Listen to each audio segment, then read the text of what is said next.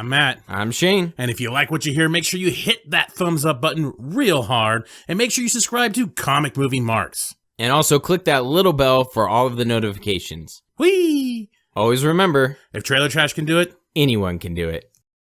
hello and welcome everyone to another Comic Movie Marks video. Happy 2020, fellow Marks. We are ranking the comic book movies from 2019. We are giving you our opinion. Whether you give a crap or not, we're giving it to you anyways. And that's right, this is our opinion, and this is actually going to be a collaboration. Usually we do separate lists and stuff like that, but then we shared each other's list and they were nearly identical. Basically, two movies were swapped. Well, we'll just make this a collaborative list then and it all. I actually kind of struggled with making my list initially, so I was surprised that mine and Matt's were so close. There wasn't like a huge year of like, yeah, comic book movies. You know, we obviously had some strong comic book movies at the end, one in particular. Spoiler! I actually kind of struggled a little bit to make this list, so then when Matt sent me his, I'm like, wait a minute, mine's pretty much the same. Mine was actually quite easy. It took me less than 3 minutes.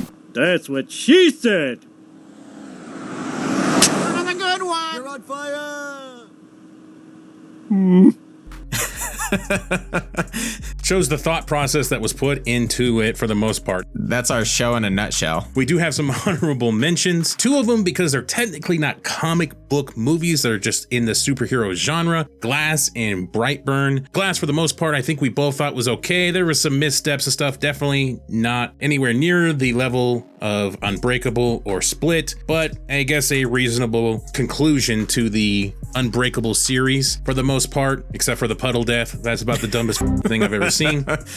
Yeah, as Matt said, it was kind of somewhat of a lackluster end to that trilogy, but it at least kind of capped it off a little bit for us. So yeah, the puddle death was fitting, I guess, for that movie. Kind of hard to tie a bow on that whole trilogy, but at least we got an Unbreakable universe, the M. Night Shyamalan universe, so it was kind of cool. Yep, death by pothole. And then Brightburn, a kind of mixed reaction between Shane and I on that one. Shane, I think, didn't care for it so much. I actually quite enjoyed it. I thought it was a kind of a different take on it. I hope they actually can go farther with it. I did rewatch it again, did kind of drop down a little bit for me. The tropes really start sticking out more when you see it a second time, because it did have every horror cliche possible between flickering lights and jump scares. It was just an interesting idea, and the parallels between Man of Steel is there, and I just love it for that fact alone. Yeah, the parallels were pretty sweet. This movie, for me, fell victim to me going into this movie expecting one thing and kind of got something else, and the movie tropes as well. But there were a couple moments that I thought were going to be perfect Superman imagery,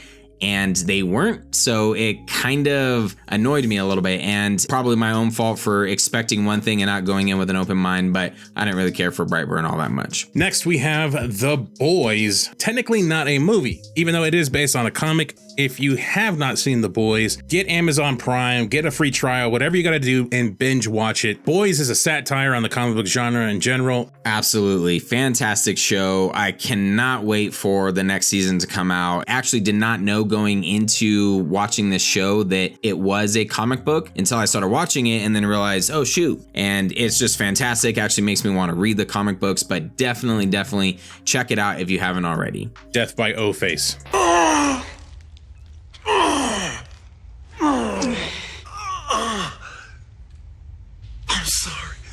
All right, so now we're going to get into our top 6, and you might be asking why 6? There were 7 comic book movies this year. Technically more. There were some indie ones out there, some like The Kitchen, I think it was. It was some independent comic or something like that came out, and it was a movie, and no one knows about it. But there was technically 7 big budget comic book movies that came out this year. We don't give a shit about bootleg Captain Marvel, so she doesn't even make the goddamn list or honorable mention. Still in there somewhere. Oh, motherfucking! Defense rests. Everybody can fuck off. Number 6. Shocker, Far From Fucking Home. Because we far from fucking caring about that shitty movie. Yeah, it was almost far from good. There were some things that you can sort of enjoy about Far From Home, but for the most part, yeah, it barely eked our list. I do not find myself clamoring to watch this movie again like I did with Homecoming. It happens to be a part of my Disney Plus subscription, so congrats. Chill. The movie was just so forgettable for the most part. There's only one decent scene between Mysterio and Spider-Man where he does actually use the illusions, and it kind of seems pretty trippy. The only scene in that movie that's worth watching. I understand completely that I wasn't meant for that movie at all. The demographic was not at all intended for someone my age at all. That movie was horrendous. Number 5. Hellboy. Now this is actually the one where Shane and I had flipped. So I actually had Hellboy a little bit lower on the list, but hey, I'm okay with this one. This movie, as we put, was batshit crazy. And I actually kind of recently rewatched it. Wow, you did? I actually enjoyed it. It is just so bad, it's good for the most part for me. And it just throws so much against the wall. I think there's like 8 bad guys in the movie. Eat your heart out, Long Halloween. I mean, it has everything in it that you possibly can, and it makes no sense, and I love it for that. Yeah, what was memorable... Merlin turns into a moth and gets eaten for no reason. How could you not like that? What was memorable about Hellboy for me was, I've only watched it the one time, but I just remember thinking like, holy crap, that movie just had so much nonsense in it. And I could actually see liking this movie for how crazy it was, because it was out there. There was so much stuff where I'm like, what is even going on? With some of the stuff that I find pretty hilarious now is a lot of just the random CGI that just didn't work, and it's so fitting for this movie. It was entertaining, made me laugh, but in terms of comic book movie, I don't know, could have been better. When most of the time your sentences are to yourself, why the fuck not? That's when you know you got a fun, ridiculous movie that makes no fucking sense. And also what I'm trying to say is, release the Marshall Cut! Number 4.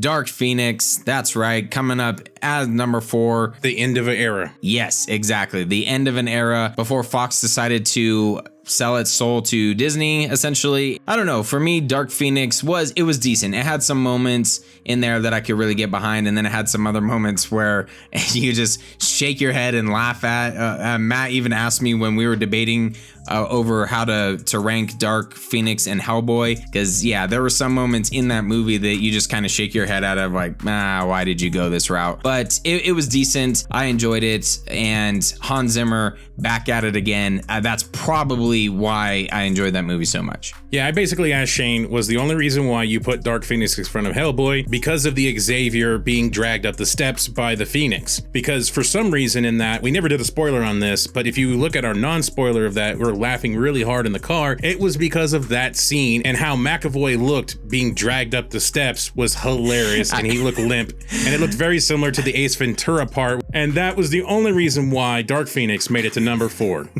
So what I'm saying is, release the Kinberg Cut! Number 3. Shazam! That's the limp-wristed version of Shazam right there.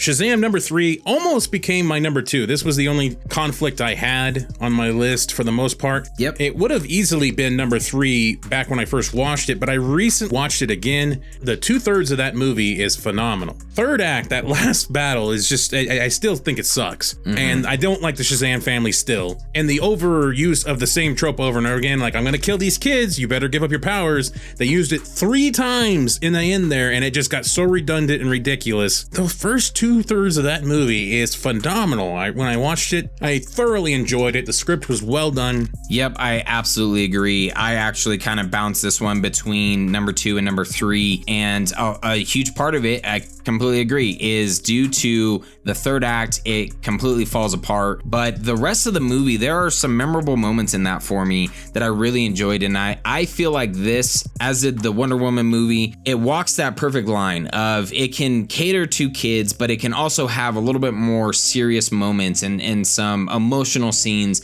that I really enjoy when superhero movies decide to tackle. And I'm actually looking forward to the future of the Shazam movies. Once they incorporate Black Adam into it down the road, I'm looking forward to it. But yeah, the third act, it kind of falls apart at that moment. And our number 2, Endgame. That's right. Eat your heart out. We sold our souls. From a movie that struggled with its third act to a movie that's only remembered by its third act. Exactly. What a transition we did here. It's actually pretty funny to me because I saw overwhelmingly that a lot of people prefer Infinity War over Endgame, and I feel like I'm like one of the only ones that prefer Endgame over Infinity War. Other than the convoluted, crappy plot, time traveling falls apart completely, but I actually do like the kind of redemption stories that they did provide. Tony Stark being able to talk to Howard Stark, Thor being able to talk to his mom, and then of course later on Steve Rogers being able to connect back with Peggy again. It was kind of a bow on the MCU main three the movie kind of needed, and it focused around those three for the most part, and I enjoyed that. It was kind of character moments, and it was somewhat genuine character moments except for Fat Thor because he sucks. If they would have made that a little bit different, that could have really shown the depth that the Thor character could have, but we're not allowed to have depth with Thor. He needs to be an ass clown. Of course, the end, the last 45 minutes is pure comic book facial, but that was quite a memorable moment when all the portals open. Of course, Captain America holding Mjolnir, Avengers assemble. It was tied off with a bow in a somewhat pretty satisfying way for any of us geeks out there. It did have a couple cringe moments, but it still, for the most part, did its job. Absolutely took the words right out of my mouth. I remember watching this movie in theaters. In your mouth. Whoa. You are a sad, strange little man, and you have my pity. Farewell. I remember watching this movie in theaters and thinking about half the way to 2/3 of the way through the movie, this is going to be the biggest movie potentially of all time, and I'm going to hate it. However, it redeems itself, and all of the stuff that I hated about it, agreed with Thor. Hulk was another moment that I still hate Marvel for how they are treating Hulk in pretty much all of them except for the Incredible Hulk. It drives me freaking absolutely nuts. But aside from that, there are so many moments in this, great character moments and amazing fan service. And whether you are Team DC or Team Marvel or whatever, or you hate Marvel, you cannot deny the fact that they have spent time building up to this moment. To me, it absolutely paid off. And phases 1, 2, and 3, there's a lot of throwaway movies in that, but they built to this specific moment, the stare down with Thanos, all the portals opening up, everyone got their awesome moments, and I remember literally getting chills. It made all of the nonsense, like movies like Captain Marvel, completely worth it when you get to that final 45 minutes of just awesomeness. Number 1. It's the Joker. Surprise, surprise. A movie that I never thought would ever happen, because I remember originally when this thing was being announced, I was like, that sounds weird, ridiculous. There's no way DC would just do a Joker movie. Not when you have Batman, because Batman and Joker is box office. So it seemed weird to me to have just a Joker movie. But boy, was I ever so wrong. When you do it like this, when you have a character piece like this, it really takes things to a whole new level in a lot of ways, especially in today's day and age. And that's the key, is that today's day and age, tone and what the marketplace wants is important, and we need variety. And that was the key to me, is that Joker showed we needed variety more than ever. It showed that a company like Warner Brothers could put out a movie like Shazam and Joker in the same year, and it turns out that their rated R movie made the most. The darker, grittier movie made over $1 billion. Everything about the movie, quality-wise, I think is actually fairly good. I mean, a lot of people are comparing it to Scorsese movies, and yeah, I like Scorsese movies, so that's why I like it. Not only did the fans win, but then CNN lost, and the media looked like complete clowns, and that's the best part of it all, to me. Haha, pun intended. Everybody thought there would be death and destruction when Joker came out, but all people did was dance on steps. But when Frozen 2 came out, motherfuckers died, all right? They were getting stabbed and shanked in Frozen 2. So tell me, who really is gonna cause the death of America?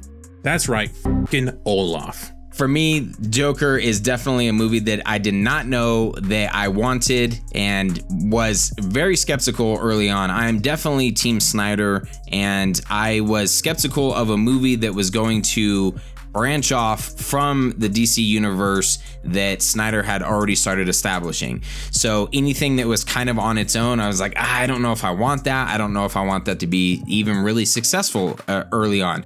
Then once more things started to kind of garner my interest a little bit, and I'm like, okay, it piqued my interest to where now I'm kind of into this. I'm curious how it's going to be. And then you watch the movie, and as Matt put it perfectly. It is evident you can have a movie like The Joker and Shazam in the same year. You can have Shazam that had so many callbacks to the Man of Steel and some Snyder movies, and then you can have standalone movies like The Joker, and they can both work together. You don't have to do the MCU route. You can have kind of your own universe on one side and then maybe some standalone individual movies on the other. That's also one of the reasons why I'm kind of opposed to a Joker sequel.